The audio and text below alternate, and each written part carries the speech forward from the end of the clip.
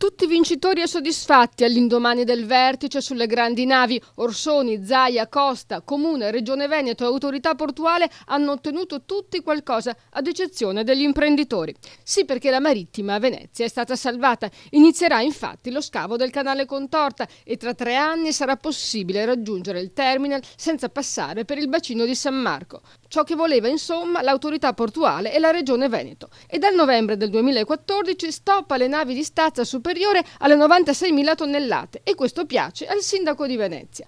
Quello che non è ancora molto chiaro, anzi per le imprese è chiarissimo purtroppo, è di quanto si ridurrà il traffico e che peso avrà sul business che dà lavoro a 5.000 operatori turistici.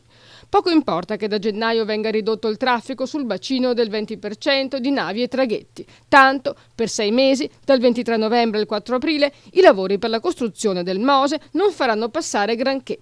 Ma la prossima estate le società crocieristiche dovranno ridurre del 20% i passaggi e da novembre 2014 per 3 anni per i giganti del mare Venezia sarà off limits.